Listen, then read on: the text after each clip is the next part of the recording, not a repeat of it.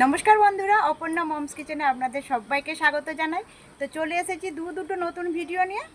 দেখুন, আপনাদের দাদা বাজারে গিয়েছিল, এই যে পাবদা মাছ পেয়েছে, এই পাবদা মাছ নিয়ে এসেছে। এই পাবদা মাছের সর্ষে পাবদা বানাবো। আর এই যে শাকটা দেখছেন, কলমি শাক, এর একটা রেসিপি বানাবো। তো আপনারা দুটো ভিডিও দেখতে থাকুন, আশা করি আপনাদের ভালো লাগবে। সবার প্রথমে শাকগুলো আমি আগে কেটে নেবো। তো কলমি শাকটা যেহেতু কলমি শাকের চচ্চড়ি বানাবো, সেই জন্য একটু বড় বড় করে কাটছি।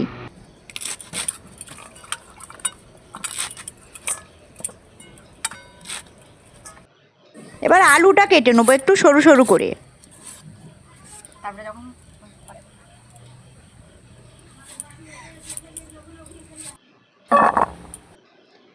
এবার জল দিয়ে ধুয়ে নেবো আলুগুলো। মাছটা বেছে নেবো।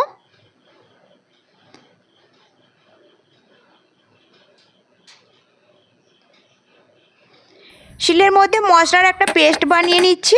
কালো সরিষা, সাদা সরিষা, পোস্ত আর কাঁচা লঙ্কা, এটা শিলের মধ্যে মিহি করে বেটে নেবো।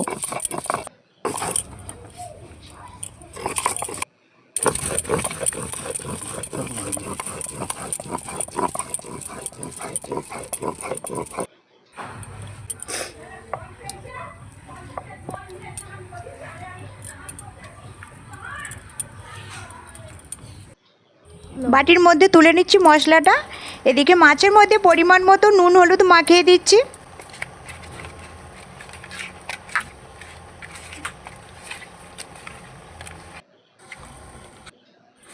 কড়ার তেল গরম হয়ে গেলে মাছের মাথাটা আগে ভেজে নেব।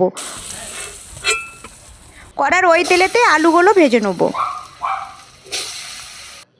পরিমাণ মতো নুন হলুদ দিয়ে ভাজবো, যাতে আলুটা ভালোভাবে সেদ্ধটা হয়ে যায়, সেই জন্য পেঁয়াজ কুচি দিয়ে দেবো। কুচিয়ে রাখা কলমি শাকগুলোও দিয়ে দেবো। সব কিছু দিয়ে ভালো করে নাড়াচাড়া করে ভেজে নিতে হবে।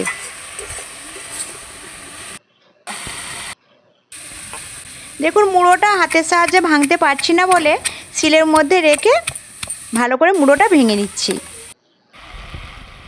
যে মশলার পেস্টটা বানিয়েছিলাম ওটাই খানিকটা দিয়ে দিচ্ছি। পরিমাণ মতো নুন, লঙ্কা গুঁড়ো, হলুদ গুঁড়ো আর মাছের মাথাটা সব কিছু দিয়ে ভালো করে মশলার সাথে কষিয়ে নিয়ে এবার জল দিয়ে দেবো।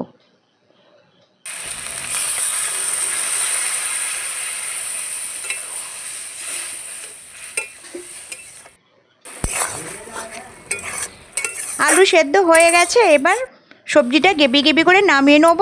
তো দেখুন, সবজিটা এখানে আমার রেডি হয়ে গেছে।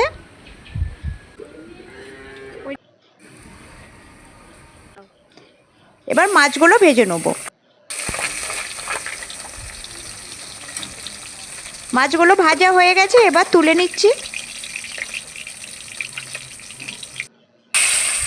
ওই কড়াতেই টমেটো কুচি, মশলার পেস্টটা, পরিমাণ মতো নুন, লঙ্কা গুঁড়ো, হলুদ গুঁড়ো, তো সব কিছু দিয়ে ভালো করে মশলাটা কষিয়ে জল দিয়ে দেবো। ঝোলটা ফুটে গেলে ভেজে রাখা মাছগুলো ওই ঝোলের মধ্যে দিয়ে দেবো।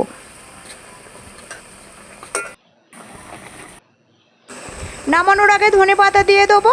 ব্যাস, হয়ে গেল রেডি সর্ষে পাবদা। তো দুটো রেসিপি এখানে রেডি হয়ে গেছে। এবার চলুন আপনাদের খেয়ে আপনাদের দেখিয়ে দিই যে রান্নাটা কেমন হয়েছে।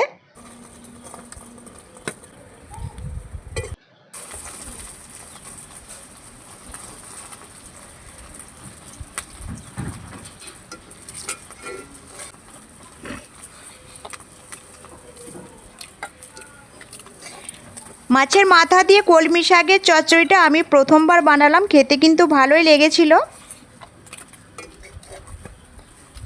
আর পাবদা মাছটা তো ভালো লাগবেই।